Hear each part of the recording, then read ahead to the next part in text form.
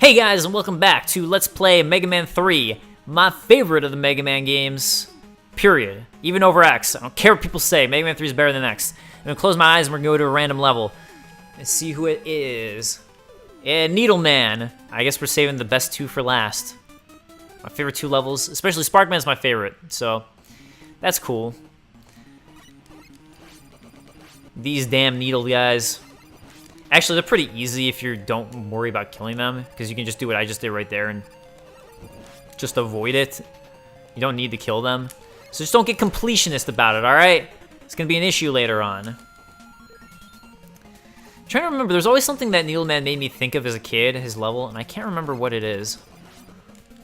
Maybe it's like the dock level of it, where it gets like ridiculously hard that reminded me of something as a kid. But yeah, Needle Man is tough. Actually, I'm trying to think of like if what Mega Man stuff came from 3 that like stands out to me as like stuff that really came to represent Mega Man. You know what I do think of though that it makes me remember is there's the Mega Man cartoon that came out when we were kids, or at least when I was a kid. I don't know if you were even born yet, or maybe you're older than me. I don't know, you watching right now. But the Mega Man cartoons always featured the first robots from the first game, from Mega Man 1. And my favorite robots were from 2 and 3, so it always made me sad that the Mega Man cartoon didn't really feature those robots extensively. Alright, so this is one where I think it's better to try to kill this guy if you can, just so you can get this thing. Get your E-Tank, yo. I like that E-Tank changes colors too, with depending on what you're equipped as. Something I forgot to mention when I was doing my Mega Man 2 Let's Play is memory limitations of the NES, and how Mega Man is a really good example to showcase how smart and clever the NES was in a lot of ways, and how it evolved over time, thanks to how clever it was. So when Mega Man 1 first came out, it was 1987, and that was still pretty early on in the NES's life cycle, or Famicon's life cycle, whichever one you want to look at. Not like super early, but it was still pretty early on. And one of the things that the NES had that other consoles, well, I don't know if other consoles didn't have it, but I'll say yes, other consoles didn't have it. They probably got it like later, but I don't think Atari 2600 had it, or ColecoVision. Was they made it so the chips that were inside the NES, and the way they, actually this is my first death, I think. The chips that were, it makes sense it would be against Needle Man, because he's pretty tough. Needle Man is basically like a harder version of Metal Man from Mega Man 2. Also, something I should say with Needle Man while I'm fighting him is that his headbutt thing is really what does damage against you. So if you want to beat Needle Man, just don't get headbutted, and that's going to be your best bet. But yeah, his headbutts do a shitload of damage. And then obviously avoid his spikes, or needles, whatever. Which I'm not doing very well right now. So anyways, basically what the NES did was made it so the cartridges themselves could get better, and the NES would still be able to read it, and you could do stuff off of the cartridges that would improve the game as technology got better, as opposed to needing to buy a whole new NES. It was just the technology was within the cartridge. So that's why the games got better over time, was because they started coming out with cartridges that had better memory limitations and storage space and all sorts of things, like how much color you could use and other such things. And wow, I almost didn't beat him that round. So with Mega Man 1, they only had 6 Robot Masters. And initially they planned on having 8, which is something I mentioned a little bit earlier with Mega Man Powered Up, was that there was an intention to have 8 Robot Masters. But they couldn't, because they didn't have the memory limitations within the NES, because of the, it was just, you know, too basic at that point in time. But as the, as time progressed, they came with cartridges that were slightly better. Hardman. Alright, well, we are literally saving my favorite one, Sparkman, for last, as I'm doing random still. Oh, I do love Hardman's level. I really like the music in his level. I think that's part of why, and I like the mountainous background. Even though these bees are annoying. These damn bees, man. Not the bees, as Nick Cage would say. And I included in my Super Show as a reference. A reference that's not a great reference. I don't always like doing reference jokes, just because if someone hasn't seen the reference, it's not going to be funny. But sometimes it's nice to have it in there when it's subtle, and like it's kind of like an inside joke for people who get it. But yeah, so anyways, back to the cartridge thing with the NES. Basically, Mega Man 2 came out, and at that point they'd already upgraded their technology to the point where they could fit more, and also there were more colors, so you can see that things that not only is there's more space in the sense of they had 8 Robot Masters, but they could fit more. So that was another thing that made the Mega Man game slowly get better and you could do more, and why they kind of look different as it goes on. It's because they could literally just do more. It wasn't the sake of necessarily them getting better. It's just that they could do what they couldn't do before. Also, something I wanted to talk about too with the game design of these and level design is that I was reading stuff with from Akira Kitamura, like an interview with him, where he was talking about how he designed the levels, and he always had in his head he wanted each level to be completed within able to be completed within a certain amount of time. So the level length of everything he did, he based it on like, okay, there should only be this many screens per level because I want each level to only last so long. If it goes on too long, it'll get boring.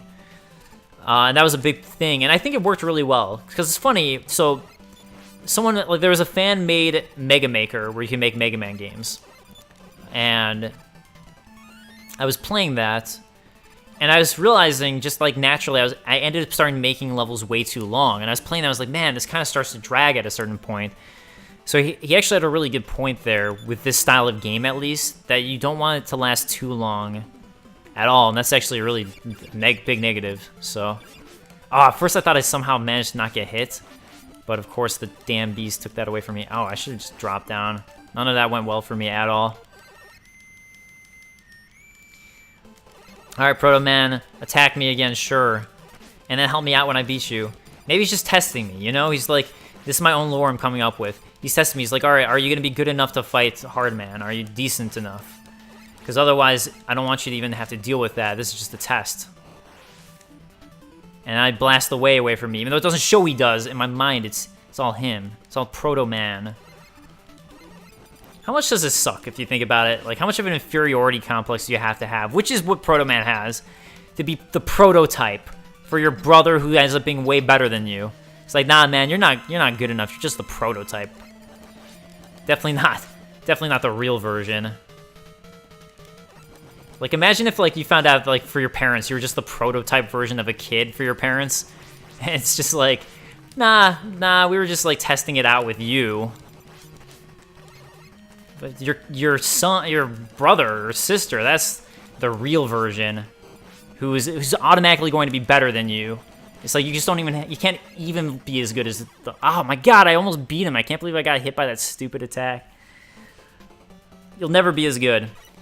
I get that there's accidents, but it's different than an accident. Totally different. Oh shit, damn it. You know what it is? He didn't stop, alright? Yeah. I'm mad at myself. I can't believe I got hit.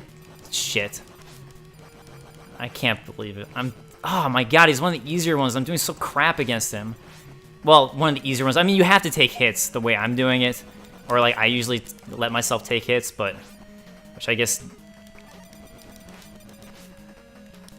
Okay. Come on, don't get hit again. Oh my god. I can't believe that didn't kill me. That is quite shocking, and I'm using that word prematurely because I haven't fought Sparkman yet. Man, you think everything's going smooth now, but as soon as we get to the dock robots, it's all gonna go downhill really fucking fast. It's like, it's gonna be like this hard slide, just hard crash. Like Crash Man style hard crash. Because that's actually, a lot of times when I was a kid, I stopped playing the game after I beat these 8 robots, and it was always exciting to me when I got to Dr. Wily, because I beat the dock robots. But, man, I did not play those levels nearly as much, so I didn't ever get as good.